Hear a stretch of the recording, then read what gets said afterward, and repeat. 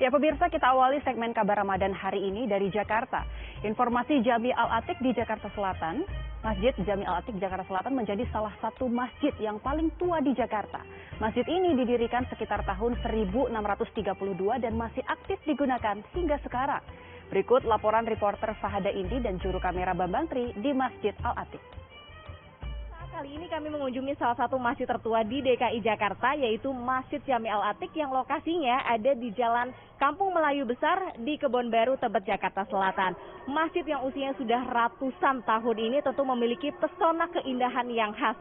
Nah, seperti apa pesonanya? Saya akan mengajak pemirsa untuk masuk ke dalam dan melihat sendiri seperti apa ornamen interior di dalam Masjid Jami Al-Atiq Tebet.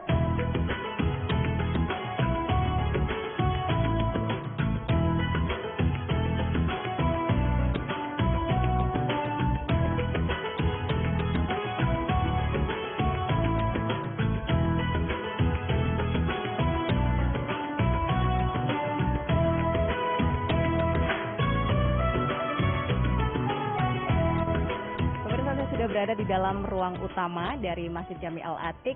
Tadi masuk saya langsung disambut dengan 4 pilar yang berdiri kokoh di bagian tengah dari ruang utama masjid ini.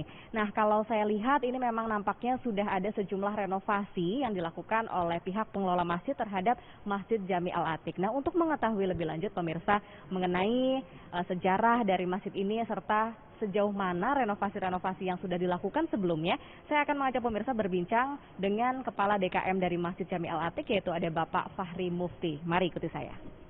Assalamualaikum Pak Fahri. Salam. Pak Fahri, saya mau tahu nih Pak, sejarah dari Masjid Jami Al-Atiq ini pertama kali berdiri itu sebenarnya tahun berapa sih Pak? Kalau yang sebenarnya memang kita nggak tahu, karena memang kalau saya lihat di papan tahun 1632. Nah, jadi masjid kita ini dulunya hanya berupa musola. Karena ini letaknya di pinggir Kali Ciliwung, Mbak Indi bisa lihat di sana ada Kali Ciliwung. Jadi tempat pelintasan rakit-rakit. Nah, kalau ada yang waktu sholat mereka mampir ke sini. Jadi dulu itu berupa musola kecil. Nah, kalau kita lihat di sini ada 4 pilar, ya sebetulnya di dalam tiang beton ini ada tiang bulat, tiang jati bulat yang sampai saat ini kita tidak rubah, hanya kita bungkus saja pakai itu, seperti itu. Selain itu juga peninggalan yang masih bisa kita lihat berupa kaligrafi, seperti ini kaligrafi. Termasuk peninggalan yang masih bisa kita lihat. Selain itu juga tongkat, Mbak Indi. Tongkat. Tongkat seperti apa itu, Pak? Nah, kita lihat. Nah, ini tongkat termasuk yang masih peninggalan yang masih bisa kita lihat sampai sekarang.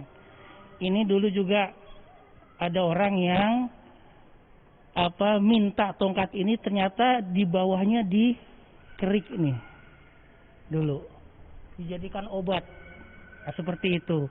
Sehingga dulu pernah kita simpan, kita tidak keluarkan, kita hanya keluarkan tongkat duplikatnya saja. Tapi saat ini mereka udah mengerti, kita tidak boleh lagi seperti itu, jadi kita keluarkan lagi. Pak, berarti untuk saat ini aktivitas yang dilakukan di Masjid Jami Al-Atiq ini terutama di masa pandemi itu apa saja sih Pak? Alhamdulillah, kalau tahun kemarin kita nggak bisa melaksanakan kegiatan di bulan Ramadan karena pandemi. Sekarang ada kelonggaran sehingga kita dapat melaksanakan iftar jama'i, buka puasa bersama dengan masyarakat sekitar, juga melaksanakan sholat tarawih, ya, juga sholat rawatib kita juga dibuka selebar-lebarnya. Cuman ada jarak saja, kita kasih jarak seperti itu. Terima kasih sekali informasinya ya Pak Fahri. Dan pemirsa, itu dia memang sudah ada sejumlah renovasi yang dilakukan oleh masjid ini. Namun yang masih asli begitu ada kaligrafi di bagian atas mimbar itu memang sudah ada sejak zaman dahulu. Nah tentunya ini karena memang masa pandemi normalnya ya pemirsa, masjid ini yang sekarang sudah 2 lantai bisa menampung lebih dari 600 orang jamaah. Namun kali ini dibatasi maksimal hanya 150 orang jamaah. Nah, warga pun tentunya terus menjaga, merawat dari Masjid Jami Al-Atiq ini supaya tetap bersih dan juga nyaman untuk masyarakat muslim ini melakukan ibadah di Masjid Jami Al-Atiq. Dari Jakarta, Fahade Indi, Bambang Tri, TV One mengabarkan.